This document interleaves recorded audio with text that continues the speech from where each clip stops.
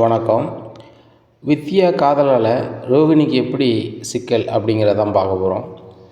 இங்கே வித்யாவை முருகன் சந்தித்து பேசுகிறாரு.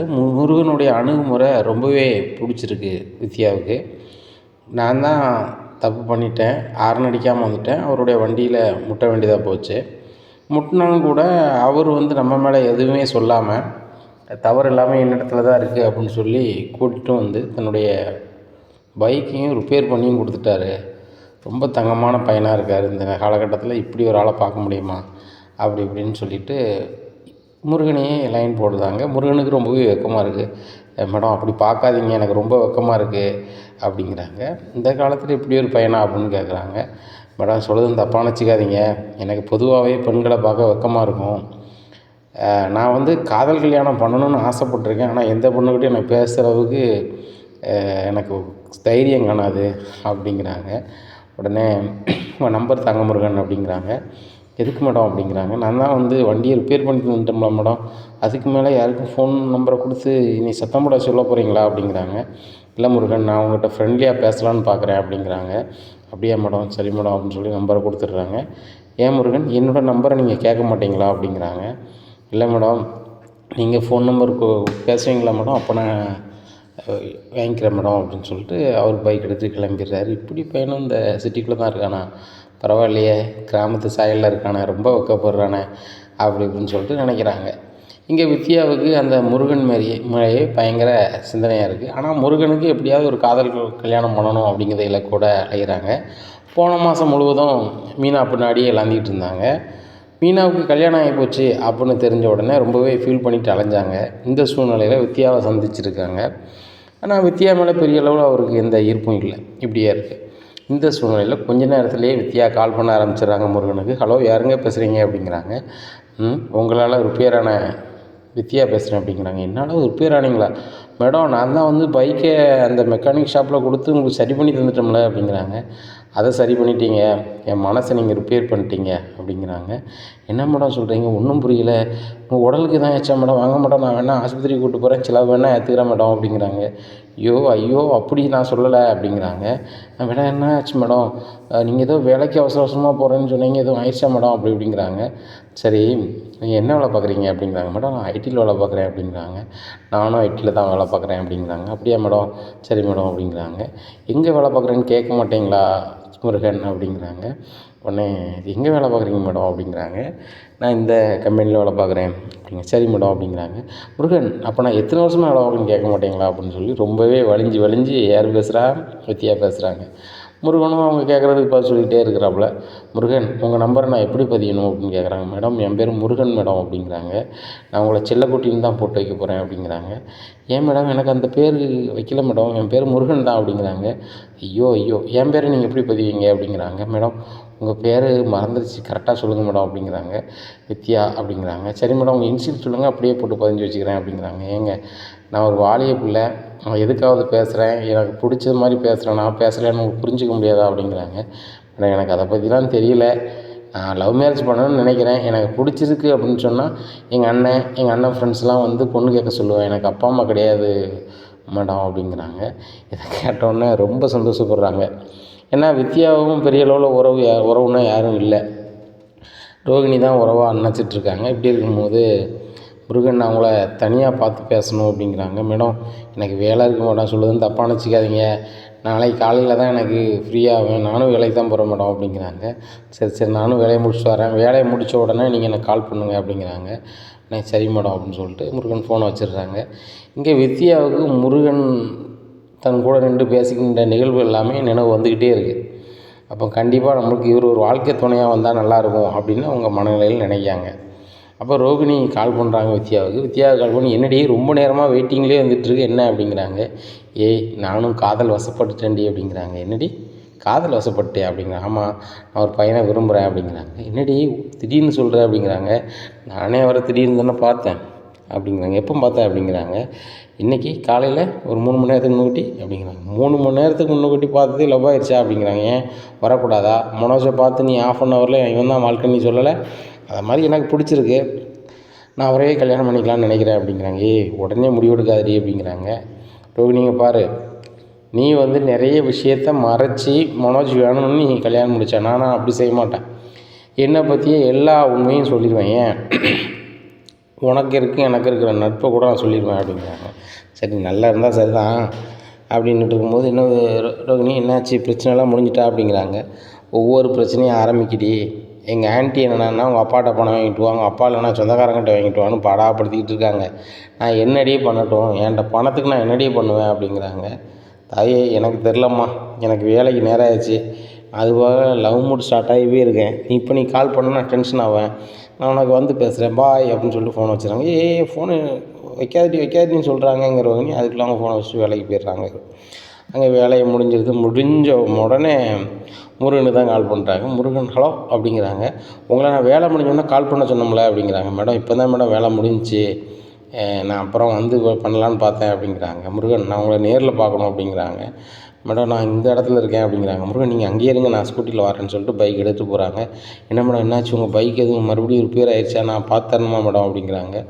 ஐயோ நான் தான் ரிப்பேர் ஆகிட்டேன், உங்களால் நீங்கள் இல்லாமல் என்னால் வாழ முடியாது போல் அப்படிங்கிறாங்க. என்ன மேடம் எனக்கு ஒன்றும் புரியலை அப்படிங்கிறாங்க.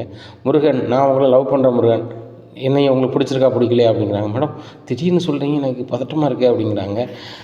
என் தண்ணி குடிங்க மேலே அப்படிங்கிறாங்க. தண்ணி குடிக்கிறாங்க. குடிச்சிட்டு மேடம் எனக்கும் உங்களை பிடிச்சிருக்கு மேடம், நீங்களும் சிவப்பாக அழகாக தான் இருக்கீங்க அப்படிங்கிறாங்க. இங்கே வித்யாவுக்கு பயங்கர சிரிப்பு. சரி வாங்க என் வீட்டுக்கு வாங்க அப்படிங்கிறாங்க. மேடம் கல்யாணத்துக்கு முன்னாடி பொண்ணு வீட்டுக்கு மாப்பிள்ளை வரக்கூடாது மேடம் அப்படிங்கிறாங்க. நீங்கள் வாங்க அப்படின்னு சொல்லிட்டு வித்யாவுக்கு பிடிச்சமான உணவுகளை சமைச்சு கொடுக்காங்க. மேடம் ரொம்ப சந்தோஷம், எனக்கு இப்படி ஒரு அழகான பொண்ணு எனக்கு வந்து லவ்வராகவோ வருங்கால மனைவியாவோ வருவாங்கன்னு நான் நினச்சி கூட பார்க்கல, நீங்கள் ரொம்ப அழகாக இருக்கீங்க அப்படிங்கிறாங்க. நீங்களும் என்ன அழகு இல்லாமையாக இருக்கீங்க, அழகாக தான் இருக்கீங்க, நீங்களும் ஐடியில் வேலை பார்க்கீங்க, நானும் ஐடியில் வேலை பார்க்கேன், கல்யாணத்துக்கு முன்னாடி என்னை பற்றி எல்லாமே உங்கள்கிட்ட நான் சொல்லணும்னு நினைக்கிறேன் அப்படிங்கிறாங்க. உடனே மேடம் சொல்லுதுன்னு தப்பாக நினச்சிக்காதீங்க, என்னை பற்றி நான் முதல்ல உங்களுக்கு சொல்லிடுறேன், அதுக்கப்புறம் என்ன உங்களுக்கு முழுமையாக பிடிச்சிருக்கா பிடிக்கலையான்னு சொல்லுங்கள் அப்படிங்கிறாங்க. சொல்லுங்கள் முருகன் நான் தெரிஞ்சுக்கிறேன் அப்படிங்கிறாங்க. எனக்கு அண்ணன் தான் எல்லாமே, அவர் தான் என்னை படிக்க வச்சார், எனக்கு பெரியவங்க இல்லை, அப்பா அம்மா இல்லை, படிக்க வச்சார் சரிங்களா.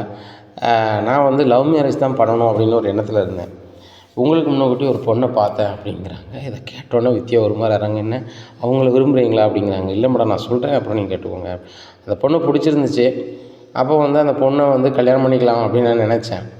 நினைக்கும் போது பொண்ணு கேட்டும் நான் வீட்டுக்கு போயிட்டேன். போன பிறகு தான் தெரியுது அவங்களுக்கு கல்யாணம் ஆயிடுச்சுன்னு அப்படிங்கிறாங்க. இதை கேட்ட வித்யா பயங்கரமாக சிரிக்கிறாங்க. கல்யாணம் ஆச்சுன்னு தெரியாமையா பொண்ணு கேட்டு போனீங்க அப்படிங்கிறாங்க. ஆமாங்க எனக்கு தெரியாது, அவங்க நெத்தியிலலாம் குங்குமம் வச்சுருந்துருப்பாங்க போல், கழுத்துலலாம் வந்து கயிறு போட்டிருப்பாங்க போல், நான் அதை பார்க்கவே இல்லை. நம்ம வந்து பொண்ணை வந்து அதெல்லாம் பார்க்கக்கூடாதுல்ல, கழுத்து நம்ம காலெல்லாம் பார்க்கக்கூடாதுல்ல, அதனால் வந்து நான் வந்து போகும்போது யதார்த்தமாக பார்த்து தான் விரும்ப இருந்துச்சு, போய் கேட்டேன் அப்படிங்கிறாங்க.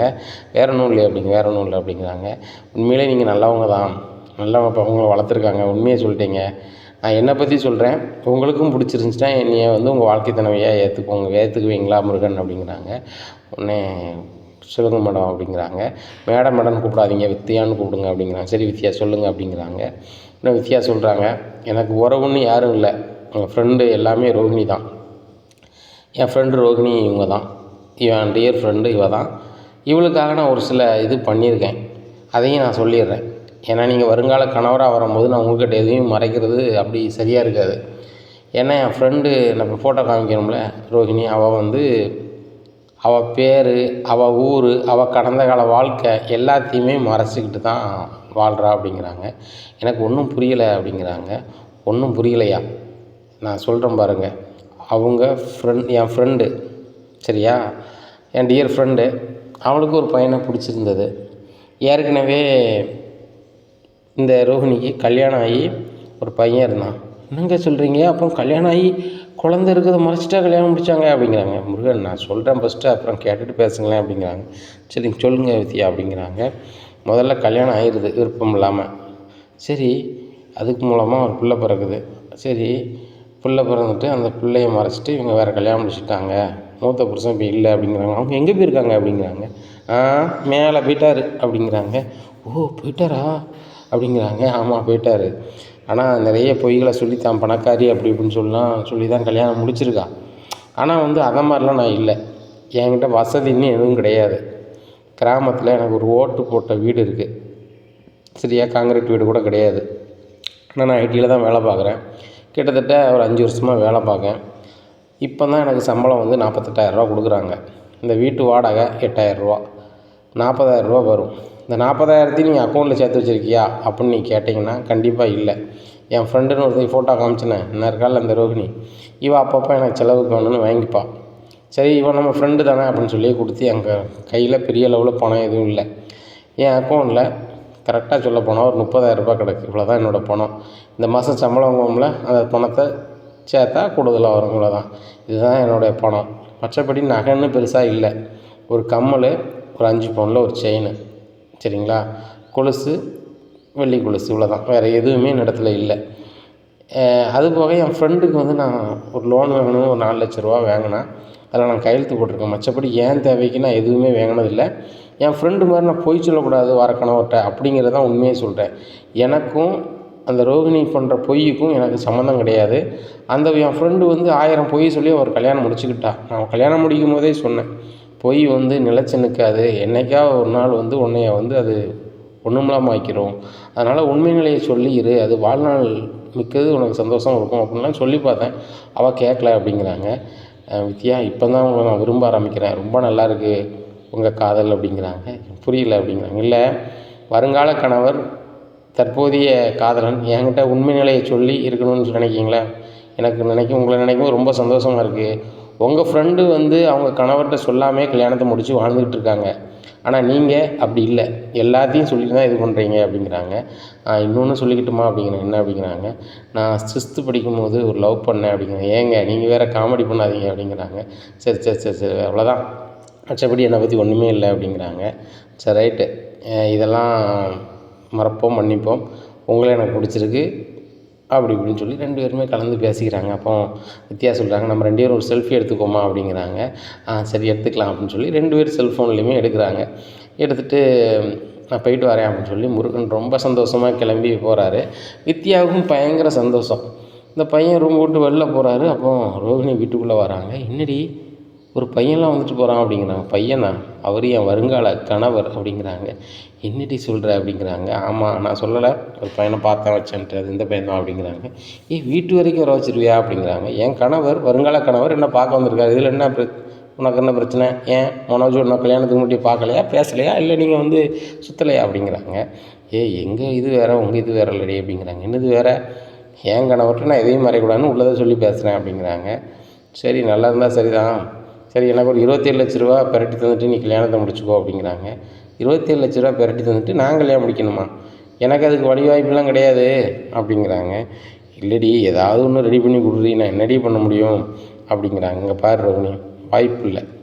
இப்போ எனக்கும் இன்னொரு ஆளுக்கும் லவ் செட் ஆயிடுச்சு, நாங்கள் சீக்கிரம் கல்யாணம் முடிக்கணுன்னா கூட எங்களுக்கு பணம் வேணும் அப்படிங்கிறாங்க. என்னடி அப்போ நீ என் ஃப்ரெண்ட்ஸை மறந்துட்டியா அப்படிங்கிறாங்க. நான் உன்னைய ஒரு நாள் மறக்கலை, நீ என் ஃப்ரெண்டாக தான் இருக்க, என் காதலர் வந்துட்டு போகிறாரு அப்படின்னுட்டு பேசிகிட்டு இருக்கும்போதே கால் வருது. வித்யா நான் ஹெட்ஃபோன் போட்டிருக்கேன், நான் பைக்கில் போயிட்டே உன்ட்ட பேசிட்டா அப்படிங்கிறாங்க. இல்லைங்க, உங்களுக்கு வந்து அது பாதுகாப்பாக இருக்காது, நீங்கள் வந்து இறங்கின பிறகு எனக்கு கால் பண்ணுங்கள் செல்லம், நான் பேசுகிறேன் அப்படிங்கிறாங்க. ஓகே செல்லம் அப்படின்னு சொல்லி சிரிச்சுக்கிட்டே போய் அங்கே கார் ஸ்டாண்டில் போய் நிற்காங்க. அப்போ அங்கேருந்து வித்யாவுக்கு கால் பண்ணுறாங்க. வித்யாவும் பேசுகிறாங்க. இங்கே ரோஹிணிக்கு ரொம்பவே கடுப்பாயிருது. இந்த வித்யா நம்ம வந்திருக்கோம், ஒழுங்காக கூட பேச மாட்டா, யாரையும் லவ் பண்ணுறேன்னு சொல்லிட்டு பேசிட்டே இருக்காளா அப்படின்னு சொல்லிட்டு, நான் வந்திருக்கட்டும், உனக்கு பெருசாக தெரியல, நீ அவன்கிட்ட ஃபோனில் பேசிகிட்டு இருக்க அப்படிங்க. வித்யா சொல்கிறாங்க ரோஹிணி நீ எப்போனாலும் வருவேன், என் ஆள் கால் பண்ணும்போது நான் பேசாமல் தான் நல்லா இருக்காது, சாரி அப்படின்னு சொல்லிட்டு அவங்க ஃபோன் பேச ஆரம்பிச்சிடுறாங்க. ரோஹிணி கடுப்பில் கிளம்பி போயிடுறாங்க. இங்கே கார் ஸ்டாண்டில் வந்து மானே தேனே பொன் மானேன்னு பேசிக்கிட்டு இருக்காங்க. உடனே முருகன் எப்படி இருக்கான் அப்படின்னு சொல்லி முத்து, என்னடா ஆச்சு அப்படிங்கிறாங்கண்ணே, ஒரு நிமிஷம்ண்ணே அப்படி இப்படின்னு பேசிட்டு பயங்கரமாக பேசிகிட்டு இருக்காங்க. உடனே கார்த்தி வராரு, செல்வம் வராரு, எல்லோரும் வரும்போது என்ன இப்படி முருகன் பேசிகிட்டு இருக்கான் அப்படிங்கும்போது அவனுக்கு லவ் செட் ஆயிடுச்சு அப்படிங்கிறாரு கார்த்தி. அப்போ முத்து சொல்கிறாரு, முதல்ல அந்த பிள்ளை வந்து கல்யாணம் ஆன பிள்ளையா ஆகாத பிள்ளையான்னு முதல்ல கேளுங்க அப்படிங்கிறாங்க. உடனே ஏமாக்கா அப்படின்னு ஒரு ஆள் கேட்குறாரு. கல்யாணம் ஆனதே தெரியாமல் மீனா பின்னாடி சுற்றின வந்தானே அப்படிங்கிறாங்க. இதை கேட்டோன்னே எல்லோரும் சிரிக்கிறாங்க. உடனே ஃபோனை கட் பண்ணிவிட்டு, என்னை பற்றி எல்லோரும் சிரிக்கிறீங்க அப்படிங்கிறாங்க. முதல்ல அந்த பிள்ளைக்கு கல்யாணம் ஆச்சு ஆகலையான்னு தெரிஞ்சுக்கிட்டு லவ் பண்ணுறா அப்படிங்கிறாரு முத்து. அண்ணே கல்யாணம் ஆகலைண்ணே, அது அவங்களே சொல்லிட்டாங்க அப்படிங்கிறாங்க. அப்படியா, சரி ரைட்டு, அப்போ நீ ஏதாவது ஒரு பொண்ணை லவ் பண்ணி அவனுங்க வைராக்கியத்தோடு தான் நடந்து போகலண்ணே அப்படிங்கிறாங்க. ஆமாண்ணே, லவ் மேரேஜ் தான் பண்ணி ஆகணும், நிறைய லவ் படம் பார்த்துருக்கோம்ண்ணே, இப்படி நம்மளும் கட்டினா நல்லா இருக்கும்னு நினச்சோம்ண்ணே, அதாம்ண்ணே அப்படிங்கிறாங்க. சரி ரைட்டு, அந்த பொண்ணு நாங்கள் பார்த்துருப்போமா அப்படிங்கிறாங்க. அண்ணே நீங்கள் பார்த்துருப்பீங்களா பார்க்கலையான்னு தெரிலண்ணே, பொண்ணு தேவதைண்ணே அப்படிண்ணே இப்படின்னேங்கிறாங்க. எல்லாருக்கும் பயங்கர ஆச்சரியமாகவும் இருக்குது, ரொம்ப சந்தோஷமாகவும் இருக்குது. சரிப்பா நீ நல்லா இருந்தால் சரிதான் அப்படிங்கிறாங்க. அண்ணே கொழுந்தியலை நீங்கள் எல்லோரும் பார்க்கணும்லாண்ணே, நான் எல்லார்ட்டையும் காமிக்க என்னண்ணே அப்படின்னு சொல்லி செல்ஃபோனில் காமிக்கிறாங்க அந்த செல்ஃபி எடுத்த ஃபோட்டோவை. இதை பார்த்துட்டு முத்து சிரிக்காரு சிரிப்பு. என்ன சிரிக்கிறீங்க அப்படிங்கிறாங்க. இந்த பொண்ணு தான் லவ் பண்ணுறியா, இந்த பொண்ணு தான் அழகு தேவதைன்னு சொன்னியா அப்படிங்கிறாங்க. அண்ணே இந்த பொண்ணு அழகு தேவதை தானே, இந்த அழகு தேவதைக்கு என்னென்ன குறை அப்படிங்கிறாங்க. ஒரு குறையும் இல்லைப்பா, ஒரு குறையும் இல்லை, நல்ல பொண்ணு தான் அப்படிங்கிறாங்க. அண்ணே இந்த பொண்ணு நீங்கள் யாரும் பார்த்துருக்க வாய்ப்பு இல்லைண்ணே அப்படிங்கிறாங்க. அப்படியே முத்து சொல்கிறாரு, நான் நல்லாவே பார்த்துருக்கேன், நல்லாவே தெரியும் அப்படிங்கிறாரு. செல்வமும் சொல்கிறாரு, எனக்கும் நல்லா தெரியும்,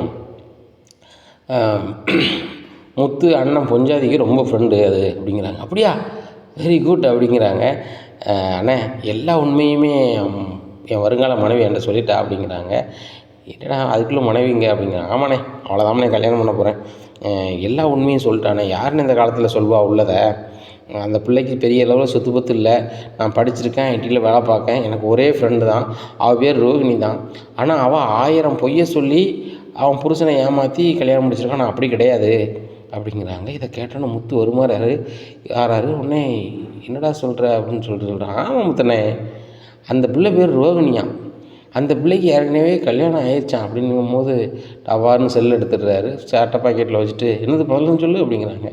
ஏன்னே வித்யாவோட ஃப்ரெண்டு வந்து ரோகிணியா, என்ன அவள் பேர் உண்மையிலே ரோகிணியே கிடையாதான், அவள் பேர் வந்து என்ன பேர் தெரியுமா, கல்யாணியா. அந்த பேரை மறைச்சிட்டு தான் அந்த பொண்ணு லாந்து தான், புருஷன்கிட்ட உள்ளதை கூட சொல்லலையாம், வேறு கல்யாணம் முடிஞ்சு புள்ளெல்லாம் இருக்கான், கிராமத்தில் தான் இருக்காங்களாம், அவங்க அம்மா அப்பா கிடையாதான். ஆனால் அந்த புள்ள அப்படியே டக்காலிட்டி பண்ணி அப்பா இருக்கார், பெரிய கோடீஸ்வரர், அதுவும் மலேசியாவில் இருக்கார், எனக்கு வந்து கல்யாணம் ஆகலை அப்படின்னு சொல்லி ஏமாற்றி யாரையோ கட்டி வாழுதாம்னே. அதை சொல்லி ஃபீல் பண்ணிவிட்டு நானும் அப்படி கிடையாது, நான் யார்ட்டையும் கடங்காவல் வாங்க மாட்டேன், என் பணத்தை தான் அந்த பொண்ணு வாங்கும், நான் வந்து என்ன செய்ய தவிர்க்க முடியாமல் ஃப்ரெண்டுன்னு சொல்லி ஒரு சில போய் சொன்னால் நான் அமைதியாக இருந்தேன் இவ்வளோதான் அப்படின்னு உள்ளது பூரான்னு சொல்லிட்டானே. இந்த காலத்தில் எந்த பிள்ளைனே இப்படி கிடைக்கும், என் வருங்கால மனைவி இந்த ஆஃபீஸில் இந்த இடத்துல வேலை பார்க்கானே அப்படிங்கிறாங்க. இதை கேட்ட முத்து ரொம்ப ஷாக் ஆகிடுறாரு, ஒரு மாதிரி ஆகிறாரு. ஏன்னா நீங்கள் ஒரு மாதிரி ஆகிறீங்க அப்படிங்க, ஒன்றும் இல்லை அப்படின்னு சொல்லிட்டு தனியாக போகிறாரு. செல்வமும் பின்னாடி போயிறாரு. என்னடா ரோகிணி பிள்ளைய எப்படி சொல்கிறான் அந்த பையன் அப்படிங்கிறாங்க. அதான்டா எனக்கு குழப்பமாக இருக்குது, முருகன் போய் சொல்ல மாட்டான், உனக்கும் தெரியும் எனக்கும் தெரியும், நம்ம சின்ன பிள்ளைலேருந்து பார்த்துட்ருக்கோம்.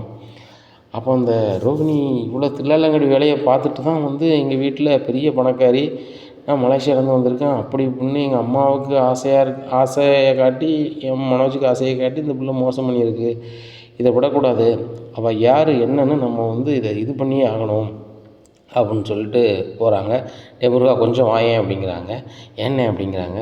ஒன்றும்ல, நீ நாளா பின்ன பேசுவல்ல உன் காதலிக்கிட்ட வித்தியாட்ட அப்படிங்க. ஆமாண்ணே உங்களை தெரியும் நான் கேட்குறேண்ணே அப்படிங்கிறாங்க. அதை வேண்டாம்ப்பா, நீ பேசிக்கிட்டே இருக்கணும், ஆனால் நீ வந்து விவரமாக கேட்குற மாதிரி கேட்கணும் அப்படிங்க. என்னென்ன கேட்கணும் சொல்லுங்கண்ணே அப்படிங்கிறாங்க. சரி இந்த ரோகிணி பிள்ளை பிறந்த ஊர் இந்த ஊர், இவ்வளோ தப்பு இவ்வளோ ஏமாற்றி இது பண்ணியிருக்கே, தெரிஞ்சுக்கிறது தான் அப்படின்னு சும்மையாவது கேட்டு ஊரை மட்டும் கேட்டு சொல்லுவியா அப்படிங்கிறாங்க. கண்டிப்பாண்ணே இது நாசுக்காக கேட்டுருவேன், இப்பவுமே கேட்டுருவோம் அப்படின்னு சொல்லிட்டு டபார்னு ஃபோன் பண்ணி வித்யா கால் பண்ணுறாங்க. சொல்லுங்க அப்படிங்கிறாங்க. உன்னை எப்படி கூப்பிடணும் அப்படிங்கிறாங்க. நீங்கள் செல்லக்குட்டின்னு கூப்பிடுங்க அப்படிங்கிறாங்க. நான் அப்படி கூப்பிடணும் அப்படி இப்படின்னு சொல்லி ஒரு பயங்கரமாக குலையுதாங்க. குலைஞ்சிக்கிட்டே இருக்கும்போது முருகன் வந்து சோத்தை குலைக்கார் அந்த குலைச்சல்லே. இந்த மாதிரி அந்த இவ்வளோ ஏமாற்றிட்டு இருக்கவங்க ஃப்ரெண்டு, அவங்க எந்த ஊரில் தான் பிறந்தவங்க, இவ்வளோ திறமைசாலியாக இருக்காங்க அப்படிங்கிறாங்க. அவன் என்ன இந்த குமரிப்பாளையத்தில் பிறந்தா, நான் வந்து பக்கத்தில் இருக்க அக்கா பாளையத்தில் பிறந்தேன் அப்படிங்கிறாங்க. அப்படியா அப்படிங்கிறாங்க. அப்படின்னு பேசிட்டு சரிப்பா பாப்பா நான் வந்து ரெஸ்ட் எடுக்கிறேன், நீனும் ரெஸ்ட் எடு, நம்ம நாளைக்கு வேலைக்கு போகணும்ல அப்படிங்கிறாங்க. ஆமாப்பா பாய்ப்பா அப்படின்னு சொல்லிட்டு அவங்க வித்தியா தூங்கிறாங்க. இங்கே முருகன் ஃபோனை வச்சுட்டு அண்ணன் அவங்களுக்கு குமரிப்பாளையமா, இது குமரிப்பாளையமா அப்படிங்கிறாங்க. ஆமாம் குமரிப்பாளையம் தானே, என் வீட்டம்மாவுக்கு வந்து அக்கா பாளையமா அப்படிங்கிறாங்க. அக்காப்பாளையம் குமரிப்பாளையமா சார், ரைட்டு அப்படின்னு சொல்லிட்டு முத்து சொல்லுவோம், நாளைக்கு இது என்ன ஏதுன்னு பார்த்தாவணும் சொல்லுவோம் அப்படிங்கிறாங்க. உடனே சரி முத்து நானும் வேணாலும் வரேன் அப்படிங்கிறாங்க. உனக்கு அப்போ வண்டிக்கு போகணும்ல அப்படிங்கிறாங்க. இல்லை இந்த ரோகிணி யார் என்ன வர நம்ம அதில் விசாரிச்சிருவோம் நீ ஒத்தையில் போய் என்ன செய்வ அப்படிங்கிறாங்க. இங்கே முத்து ரொம்ப மூடவுட்டா வீட்டுக்கு போகிறாங்க. மீனா என்னங்க ஒரு மாதிரி வரீங்க, என்னங்க ஒரு மாதிரி வரீங்க அப்படிங்கிறாங்க. இங்கே ரோகிணி இப்படிலாம் பண்ணி வச்சுருக்காளங்கிற கோவத்தில் முத்து வராரு. மீனாவுக்கு அது புரியாதுல்ல. ஏன் ஒரு மாதிரி இருக்கீங்க, ஏன் ஒரு மாதிரி இருக்கீங்க அப்படிங்க, ஏன் எதுனாலும் அவட்ட சொல்லி தான் இருக்கணும்னு சொல்லிட்டு பயங்கரமாக டென்ஷன் ஆகிறாங்க. அப்போது அண்ணாமலை கேட்குறாங்க, ஏன்டா அவட்ட கோவப்படுத, நீ ஒரு மாதிரி வந்தோடனே என்னென்னு கேட்கா. ஒரு பொண்டாட்டி புருஷன் மனசங்கடப்பட்டு வரும்போது என்ன ஏதுன்னு கேட்குறது இயல்பு தானே, எதுக்கு நீ இவ்வளோ கோவப்படுத அப்படிங்கிறாங்க. இல்லைப்பா, ஒரு மனுஷன் வந்து சுதந்திரமாக இருக்கக்கூடாதா, அதுக்கு வந்து எப்பவும் இப்படின்னு கேட்டுட்டாப்பாளா அப்படிங்கிறாங்க. டேய் விட்றா அப்படின்னுட்டுருக்காங்க. ஏம்மா நீ வழக்கம் போல் வேலையை பாருமா அப்படிங்கிறாங்க. நம்ம அன்பு வச்சது தப்பு தான் அப்படின்னு சொல்லி உழம்பிகிட்டு இருக்காங்க. பின்னாடியே முத்து போடுறாரு. சாரி மீனா அப்படிங்கிறாங்க. ஆமாம் சாரிலாம் வேண்டாம், எதுக்கு கோவப்பட்டீங்க, நீங்கள் ஒரு மாதிரி சொல்லி தானே கேட்டேன் அப்படிங்க. இல்லை மீனா, எனக்கு ஒரு தகவல் வந்துச்சு அப்படிங்கிறாங்க. ஏங்க, அந்த பணத்தை வாங்கியாச்சு வச்சாச்சு, இன்னுமே அதை பற்றியே யோசிச்சுட்ருக்கீங்க அப்படிங்கிறாங்க. இல்லை மீனா, இன்னொரு தகவல் அப்படிங்கிறாங்க. என்ன அப்படிங்கிறாங்க. கொஞ்சம் வாயை மொட்டை மாடிக்கு அப்படின்னு சொல்லி மொட்டை மாடிக்கு கூப்பிட்டு போகிறாங்க. மொட்டை மாடியில் முருகன் சொன்னதை அப்படியே சொல்கிறாங்க. ஏங்க இன்னும் நீங்கள் அவங்களோட தான் சுற்றிட்டு இருக்கீங்களா அப்படிங்க. மீனா, அவங்களோட சுற்றலாம் விடுது, இந்த ரோகிணியை பற்றி சொல்கிறத பற்றி என்ன நினைக்க அப்படிங்கிறாங்க. ஏங்க எனக்கே ஒரு மாதிரி தாங்க இருக்குது, உண்மையிலே அந்த ரோகிணி வந்து எல்லாத்தையும் மறைச்சிட்டு தாங்க இருக்காங்க அப்படிங்கிறாங்க. முருகன் பொய் சொல்ல மாட்டான் என்னிடத்துல அப்படிங்கிறாங்க. ஏங்க அப்படிங்க.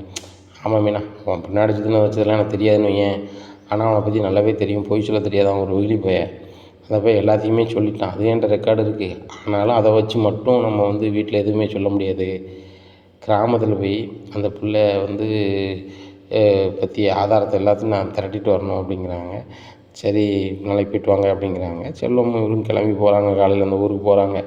குமரிப்பாளையத்துக்கு போகிறாங்க. ஒவ்வொருத்தையாக தகவல் கேட்குறாங்க. அப்போ அவங்க சொல்லுதாங்க, தம்பி குமரிப்பாளையத்துலேருந்து 4 ஊர் தள்ளி ஒரு ஊர் இருக்குது, மடிச்சின்னு ஒரு ஊர் இருக்குது, அந்த மடிச்சு ஊரில் தான் அந்த பிள்ளை வந்து கல்யாணம் ஆயிருந்துச்சு அப்படிங்கிறாங்க. நேராக அந்த மடிச்சு ஊரில் போய் விசாரிக்காங்க. ஆமாப்பா, அந்த பிள்ளை வீட்டில் ரொம்ப கடன் வாங்கியிருந்தாவா, இவருக்கு வட்டி கொடுத்துட்டு நடந்தா இருந்த வயசான ஆள், வேறு வழி இல்லாமல் இவங்க கல்யாணத்தை முடிச்சு வச்சாவா, அந்த பிள்ளை மாதம் தான் ஆச்சு, இவருக்கு போய் சேர்ந்துட்டு வயசு நிறைய போச்சு, அந்த பிள்ளைக்கு கல்யாணத்தோட விருப்பம் இல்லை, அதுக்கப்புறம் பிள்ளைய அம்மாக்கிட்ட விட்டுட்டு எங்கேயோ போயிட்டுனாவா, இவங்க சைடில் அந்த பிள்ளையை வாங்கணுன்ட்டு கிடந்தாவா, இவங்க சைடில் இப்போ வந்து இந்த சொக்காரங்க அந்த சொத்தை எடுத்துக்கிட்டாங்க. அப்போ இந்த பையன் சொத்துக்கு வந்துடக்கூடாதுன்ட்டு அப்படியே விட்டுட்டாங்க. அந்த பிள்ளைய அம்மாட்ட கொடுத்து எங்கேயோ போயிட்டுனாவா. இப்போ இடையில பார்க்கும்போது அவங்க அம்மா வந்து சொல்லிச்சு எங்கேயோ ஒரு கல்யாணம் ஆயிருக்கு வச்சுருக்கு அப்படின்னு சொன்ன மாதிரி இருந்துச்சு. ஆனால் அந்த பையன் வந்து என் அம்மாட்ட தான் இருக்கும் பொழுது, மற்றபடி எனக்கு தெரிலப்பா அப்படிங்கிறாங்க. குமரிப்பாளையத்துக்கு வராங்க. குமரிப்பாளையத்துக்கு வந்துட்டு விசாரிக்காங்க. குமரிப்பாளையத்தில் உள்ளவங்க அங்கே சொன்னது அப்படியே சொல்லுதாங்க. அதையுமே வந்து ஒரு வீடியோவை எடுத்துக்கிறாரு. எடுத்துகிட்டு இந்த கல்யாணம் சம்மந்தமாக ஏதாவது ஃபோட்டோ இருக்குமா அப்படின்னு சொல்லி பார்க்காங்க. அப்போ தான் வந்து அந்த மாப்பிள்ளைக்கு சொந்தக்காரங்க யாராவது இந்த ஊரில் இருக்காங்களா அப்படின்னு கேட்கும்போது, ஆமாம் தம்பி, இங்கே இந்த ஊரில் கடைசி வீடு ஒரு வீடு இருக்கும், அந்த வீட்டு பக்கத்தில் ஒரு தண்ணி டேங்கி இருக்கும், அதுக்கு ஏற்ற வீடு தம்பி, என்ன மணிமுத்துன்னு கேளுங்க, மணிமுத்துக்கு அவங்க சொக்காரங்க, அவங்க அந்த அவங்க கல்யாண போட்டாவில் இவங்க வந்து இருக்காங்க, இவங்க 2 பேரும் ஜோடியா அப்படிங்கிறாங்க. என்னங்க சொல்கிறீங்க. ஆமாம் அப்படிங்கிறாங்க. அதுபோக இவங்க கல்யாண போட்டா கூட அங்கே இருந்தாலும் இருக்க வாய்ப்பு இருக்குது, ஏன்னா அவங்கெல்லாம் ஒரே குடும்பமாக இருந்தவங்க, இப்போ எங்கள் ஊரில் இருக்காங்க, முன்னாடி அங்கே தான் இருந்தாங்க அப்படி இப்படின்னுட்டுருக்காங்க. அப்படியான்னு சொல்லிட்டு அந்த வீட்டுக்கு போகிறாங்க. போனோன்னே இன்னாருங்கிறாங்க. ரோகிணி சொந்தக்காரங்கன்னு சொன்னோடனே, கல்யாணி சொந்தக்காரன்னு சொன்னோன்னே அவங்க ரொம்ப கடுப்பாயிருந்தாங்க. ஏன் சொல்லுதுன்னு தப்பாக நினச்சிக்காதீங்க, அவங்க கடந்த கால நிகழ்வு வேணும், எங்கள் அண்ணாச்சி தான் கல்யாணம் முடிச்சிருக்காங்க, அவங்க கோணம் ஒரு வித்தியாசமாக இருக்குது, அவங்கள தெரிஞ்சுக்க தான் வந்திருக்கேன் அப்படின்னு சொல்லி நல்லம்மா சொல்லி பேசுகிறாரு. அண்ணா அவருக்கு பாருங்க, அவங்க கல்யாணம் போட்டால் எங்கள் குடும்பமும் அவங்க குடும்பமும் சொக்காரங்க மாதிரியே இருக்க மாட்டோம், ஒன்றுக்குள்ள ஒன்றா இருப்போம். என்ன இப்போ அந்த பிள்ளை வந்து அவளுக்கு பிறந்த பிள்ளைய கூட என்கிட்ட காமிக்க மாட்டேங்குது, வைக்க மாட்டேங்குது, நாங்கள் ஒரே ஊரில் தான் இருக்கோம், ஆனாலும் எங்களை பார்க்கக்கூடாது, எங்கள் வீட்டுக்கு வரக்கூடாதுன்னு சொல்லியிருக்கு. அதனால் அந்த பிள்ளை மேலே ரொம்ப கடுப்பாக இருந்தோம். நீங்கள் ரொம்ப பண்பாக பேசுறீங்க, இந்த ஃபோட்டோ தான் பாருங்கள், எங்கள் வீட்டு விசேஷத்தில் அவங்க கல்யாணம் புதுசில் வந்திருக்காங்க பாருங்கள் அப்படி இப்படின்லாம் காமிக்காங்க. அந்த ஃபோட்டோஸையும் எடுத்துக்கிறாரு முத்து. எடுத்துகிட்டு மீனாவுக்கு கால் பண்ணுறாங்க. மீனா எல்லா தகவலையும் எடுத்துட்டேன் அப்படிங்கிறாங்க. உடனே செல்வத்துக்கு கால் பண்ணி இந்த இடத்துக்கு வாடா அப்படிங்கிறாங்க. கார் எடுத்து வந்துடுறாங்க. 2 பேரும் ஏறி நேராக சிட்டிக்கு போகிறாங்க. சிட்டியில் போய் என்ன பண்ணுறது செல்வம், இதை எப்படி வீட்டில் சொல்கிறது அப்படிங்கிறாங்க. டேய் முத்துங்க பாரு, உங்கள் அம்மா வந்து இதை எப்படி எடுத்துக்கிடுவாங்க ஏது எடுத்துக்கிடுவாங்கன்னு தெரியாது, உங்கள் அப்பா கிட்ட சொல்ல தான் நீ கரெக்டாக இருக்கும் அப்படிங்கிறாங்க. எங்கள் அப்பாவுக்கு வேறு உடம்பு சரியில்லையே செல்வம், அவர்கிட்ட போய் சொல்ல போய் அவர் ஏதாவது நெஞ்சு கிஞ்சு பிடிச்சாரு என்ன பண்ண அப்படிங்கிறாங்க. வேறு வழி இல்லைடா, அவர்கிட்ட சொல்லி தானடா ஆகணும், சொல்லாமல் எப்படி இது பண்ண முடியும் அப்படிங்கிறாங்க. அப்போ மனோஜ்கிட்ட சொல்லிடுமா அப்படிங்கிறார் செல்வம். இல்லை அவன் ஆர்வ கோளாறில் இருப்பான், 2வது ரோகிணி வசதியான பொண்ணுன்னு சொல்லி தான் அவன் வந்து ஆசைப்பட்டு வாழ்ந்துட்டுருக்கான். அந்த பொண்ணுக்கு வசதி கிடையாது, அதுக்கிட்ட ஒன்றுமே கிடையாது, வாழ்க்கையை மறைச்சி தான் வந்து கல்யாணம் முடிச்சிருக்குன்னு சொன்னால் ஆட்டோமேட்டிக்காக எங்கள் அம்மா பேச்சை கேட்டுக்கிட்டு அந்த பிள்ளைய வேண்டாமா, எங்கள் அப்பாட்ட பக்குவமாக சொல்லி தான் நம்ம இது பண்ணணும் அப்படிங்கிறாங்க முத்து செல்வத்துக்கிட்ட. இப்படி இருக்கும்போது நைட்டு வந்து வீட்டுக்கு வர்றாரு முத்து. வந்தோடனே மீனாக்கிட்ட நைஸாக சொல்லிட்டாரு, மீனா எல்லா தகவலையும் எடுத்துட்டேன், ஆனால் அப்பாக்கிட்ட நாசுக்காக தான் சொல்லணும், அப்பாவுக்கு வேறு உடம்பு நிலை சரியில்லை, நான் பக்குவமாக சொல்கிறதுக்கு தான் வேலையை பார்க்க போகிறேன். காலையிலே பரசு மாமாவையும் அப்பாவையும் நான் கூப்பிட்டு போய் கடையை திறந்து வச்சுட்டு கடையை பார்த்துக்காங்க அப்படின்னு சொல்லி அசோக்கிட்ட சொல்லிவிட்டு நான் ஒரு அப்பாவுக்கு பிடிச்சமான ஒரு இடம் இருக்குது, அங்கே கூப்பிட்டு போய் நாசுக்காக பேச போகிறேன் அப்படிங்கிறாங்க. உடனே அப்படியாங்க, சரிங்க, பார்த்து செய்யுங்க, அம்மாவுக்கு வேறு உடம்பு சரியில்லைங்க, ஏதாவது ஒன்று எனக்கு கால் பண்ணுங்க அப்படின்னு. நீ என்ன பண்ண போகிற அப்படிங்கிறாங்க. என்னங்க செய்ய முடியும் என்னால் அப்படிங்கிறாங்க. மீனா, உன்னால் எல்லாமே முடியும், ஒன்றும் பிரச்சனை இல்லை, நான் நாசுக்காக சொல்லிக்கிறேன் அப்படின்னு சொல்லிட்டு சொல்கிறாரு. அப்பா நாளைக்கு காலையில் கடையை திறந்த பின்னாடி நம்ம ஒரு இடத்துக்கு வரைக்கும் போகணும்பா அப்படிங்கிறாங்க. என்னப்பா அப்படிங்கிறாங்க. இல்லைப்பா, எனக்கு தெரிஞ்ச ஃப்ரெண்டு ஒருத்தன் ரொம்ப கஷ்டப்பட்டவன்பா, அவனுக்கு அப்பா அம்மா கிடையாது, அவன் கல்யாணம் முடிச்சிருக்கான்பா, பெரியவங்ககிட்ட ஆசீர்வாதம் வாங்கணும்னு சொல்கிறாங்க, அதனால் நீங்களும் பரசுமமாக வரணும், பரசுமாமாட்ட பேசிட்டேன் அப்படிங்கிறேன். அப்படியே பரசு வரானா நான் வரேன் அப்படிங்கிறாங்க. அப்போ கடையை திறந்து வச்சுட்டு போயிரும்பா அப்படிங்கிறாங்க. சரிப்பா அப்படிங்கிறாங்க. மறுநாள் காலையில் விடியுது. விடிஞ்ச பின்னாடி இப்போ கிளம்புங்க அப்படின்ட்டு இருக்கும்போது, ஏங்க எங்கெங்கே போகிறீங்க என் கூட அப்படிங்கிறாங்க. முத்து ஒரு இடத்துக்கு கூப்பிட்ருக்கான் அப்படிங்கிறாங்க. எங்கள் அப்போ கடையை திறக்க வேண்டாமா, மனோஜையும் கடை பக்கம் வர வேண்டான்ட்டீங்க, இப்போ நீங்கள் வந்து கடைக்கு போகலன்னா எப்படி அப்படிங்கிறாங்க. கடையை திறந்து வச்சுட்டு இந்த அசோக் பையன்ட்ட சொல்லிவிட்டு அவங்க ஒரு 1/2 மணி நேரத்தில் வந்துடுவோம் கடைக்கு அப்படிங்கிறாங்க. ஏங்க இந்த முத்தெல்லாம் கடைக்கு ஏற்றாதாங்க அப்படிங்கிறாங்க. ஏம்மா, யார் சொன்னாலும் சரி தான், என்ன சொன்னாலும் சரி தான், நான் கடையில் நிற்க போகிறதில்ல, கடை வந்து எங்கள் அப்பா சொத்து, எங்கள் அப்பாவே பார்த்துட்டு போகிறாரு, அதுக்கு அடுத்த உரிமையாக நீங்கள் பார்த்துட்டு போங்க, எனக்கு கடை தேவையில்லை அப்படிங்கிறாங்க. முத்து உங்கள் அம்மா ஏதாவது பேசிக்கிட்டு போவா, கிளம்பலாம் அப்படின்னு சொல்லி கிளம்பி போகிறாங்க. இங்கே எங்கே போகிறாங்க அப்படின்னு சொல்லி வச்சுட்டே இருக்காங்க இந்த விஜயா. அப்போ பரசு அண்ணன் வீட்டில் போய் அவரை ஏற்றிக்கிறாங்க. ஏறிட்டு காரு போகுது. அண்ணாமலை எங்கே போகிறோம் அப்படிங்கிறாங்க. முத்துக்கொண்டை எங்கே இடம்னு சொல்லலையா அப்படின்னு சொல்லலை அப்படிங்கிறாங்க. இவங்க எப்போவும் வாக்கிங் போகிற பார்க்குக்கே போகுது. இங்கே எதுக்கு வந்திருக்கோம் அப்படிங்கிறாங்க. அப்போ இங்கே தான் வராங்க அப்படிங்கிறாங்க. என்னடா சொல்கிற, புதுசாக கல்யாணம் முடிச்சிருக்கேன், உங்களை வாழ்த்தணும்னு சொல்லிவிட்டு பார்க்குக்கு கூப்பிட்டு வந்திருக்க அப்படிங்கிறாங்க. 2 பேருமே என்னை மன்னிக்கணும், 2 பேருமே எனக்கு தவப்ப மாதிரி தான், பரஸ்பரமாக நீங்களும் மன்னிச்சிருங்கப்பா, என்ன மன்னிச்சிருங்க அப்படிங்கிறாங்க. என்னடா ஆச்சு, என்ன எதுவும் பண்ணிட்டியா அப்படிங்கிறாங்க. ஒன்றும் பண்ணலப்பா, நான் வீட்டில் ஒருத்தவங்களை பற்றி நான் விஷயத்த சொல்ல போகிறேன், நீ ஒரு மாதிரி ஆகக்கூடாதுப்பா, உன் நண்பர் இருந்தாருன்னா உனக்கு எதுவுமே ஆகாதுங்கிறது என்னுடைய ஆழமான நம்பிக்கைப்பா, அதனால தான் இங்கே பரஸ்பரமாக வர சொன்னேன் அப்படிங்கிறாங்க. உடனே நம்மளை என்னது அப்படிங்க, எனக்கு ஒன்றும் தெரியல பரசு அப்படிங்கிறாங்க. இப்போ நான் சொல்கிறத கொஞ்சம் பொறுமையாக கேளுப்பா, உனக்கு ஏதாவது ஒரு பதட்டம் எதுவும் வந்துடக்கூடாது அப்படிங்கிறாங்க. ஒரு பதட்டம் வராது, நீ சொல்லுறத பார்த்தா தான் பதட்டமாக இருக்குது அப்படிங்கிறாங்க. அப்பா மனோஜ் இருக்காமலப்பா அப்படிங்கிறாங்க. சரி, மனோஜ் எதுவும் பண்ணுறானடா அப்படிங்கிறாங்க. இல்லைப்பா, மனோஜோடைய வீட்டம்மா வச்சு தான்ப்பா ஒரு பிரச்சனை அப்படிங்கிறாங்க. என்னடா என்னாச்சு அப்படிங்கிறாங்க. அந்த ரோகிணி பிள்ளை நிறைய பொய் சொல்லி தான்ப்பா நம்ம வீட்டில் கல்யாணத்தை முடிச்சிருக்கு, அந்த பொண்ணுக்கு உண்மையிலே வந்து மலேசியா கிடையாதுப்பா, சொந்த ஊர் குமரிப்பாளையம்ப்பா அப்படிங்கிறாங்க. இதை கேட்டால் நம்மளை எப்படியாடா சொல்கிற, இன்னும் கரெக்டாக தான் சொல்கிறியா அப்படிங்கிறாங்க. ஆமாப்பா, என்ன இதை பாருங்கப்பா அப்படின்ட்டு ஃபோட்டோவை காமிக்கிறாங்க, கல்யாணம் ஆன ஃபோட்டோவை. இதை பார்த்துட்டோம் அண்ணாமலை, என்னடா இந்த பொண்ணுக்கு ஏற்கனவே கல்யாணம் ஆன மாதிரி இருக்குது அப்படிங்கிறாங்க. ஆமாப்பா, ஏற்கனவே கல்யாணம் ஆகி பிள்ளை இருக்குப்பா, அந்த பிள்ளை யாருன்னு தெரிஞ்சால் தான்ப்பா எல்லாருக்குமே ரொம்ப ஷாக் இருக்குது அப்படிங்கிறாங்க.